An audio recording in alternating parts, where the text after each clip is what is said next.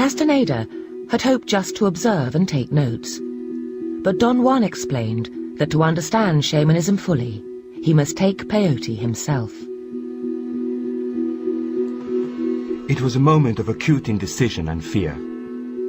I felt almost unable to control myself. My hands were wet, and my stomach contracted. I mean, here's Carlos. He wouldn't touch beer, for example. He wouldn't touch it then, and he wouldn't touch it later when I saw him later. And he's just not a fellow who seems to be interested in drugs or anything like that. He was afraid those hallucinogens are not something that he had done prior in his life, so he was scared out of his mind.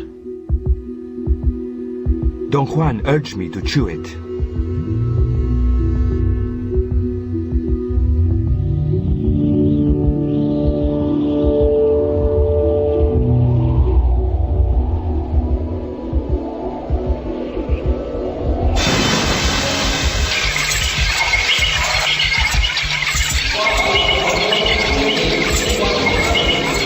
The conversation became very lively.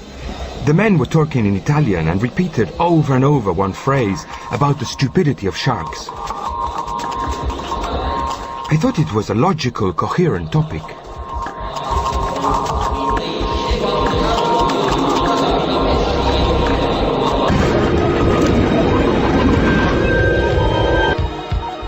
Every memory came back to me at once, and suddenly all was clear in my mind.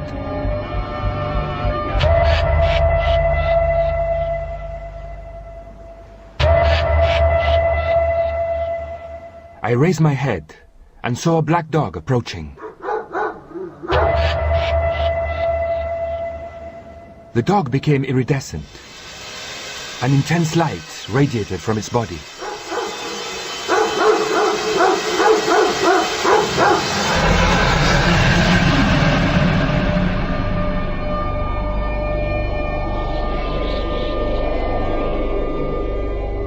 Interpreting Castaneda's vision the next day, Don Juan explained that the dog he had seen was in fact the spirit of the peyote plant.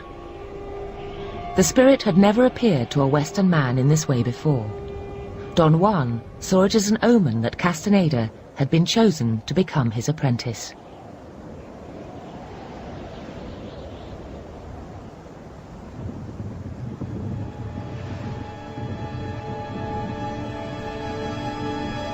Castaneda accepted the challenge, and in doing so, he took anthropological research to a whole new extreme. Castaneda went native. He went and apprenticed himself to a religious practitioner and followed relatively exclusively the training under that single individual. Most anthropologists don't take that in-depth approach to studying one very narrow aspect of the culture.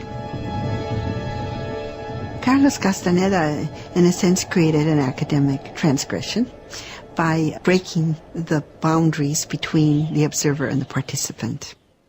In social science, you are not supposed to do that.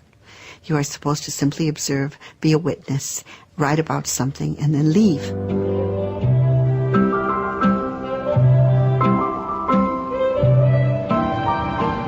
Castaneda dedicated the next 4 years of his life to his apprenticeship with Don Juan, but his personal life suffered as a result.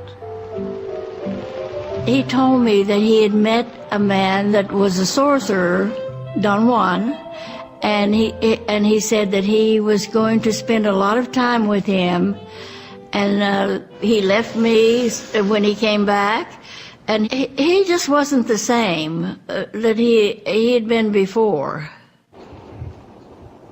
He sacrificed having a normal life with my mother, and he said it was the saddest day of his life. But my father had an unbending intent, and his intent was to, at the time, to get what he needed for his thesis, and then it evolved into much more. First you get ginseng seed. One of the shaman's greatest skills was divination, the ability to foretell the future and reveal secrets hidden in the past. The plant used for divination was ginseng weed. Its seeds could be crushed and made into a potion. Like peyote, Jimson weed was thought to contain a powerful spirit. Jimson weed is a very powerful substance, very dangerous. It produces deaths every year in the United States. Like the hallucinogens, it can produce visionary experiences, but it can also have a lot of toxic effects on the body.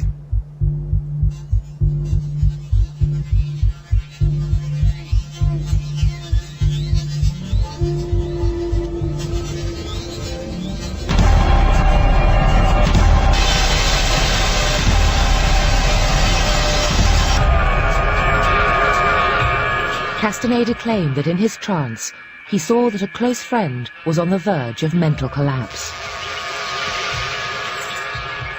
Another vision helped him to identify the person responsible for a series of crimes at his university. After this vision, this person was caught at the UCLA library and sentenced to prison and made to pay an enormous fine for having done this.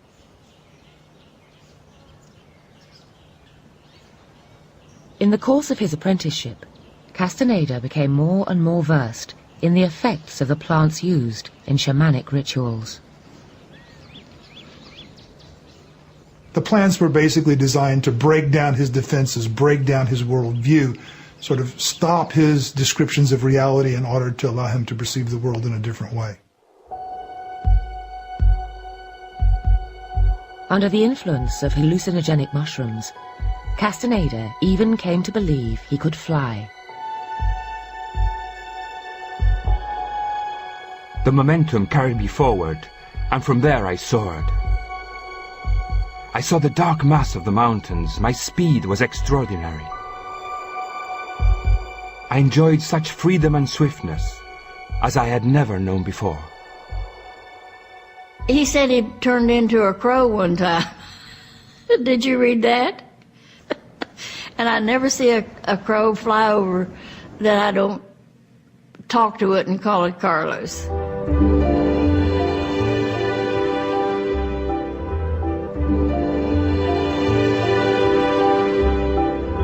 (1965) marked a turning point for Castaneda. He began to see visions and spirits without the use of hallucinogens, and accepted Don Juan's explanation that these were glimpses of other realities that existed alongside our own. For the first time, he truly saw the world through Native American eyes.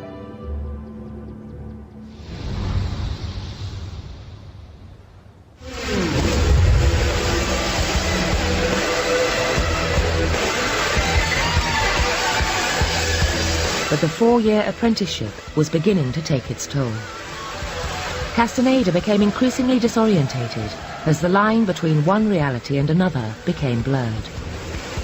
He began to fear he was losing his reason.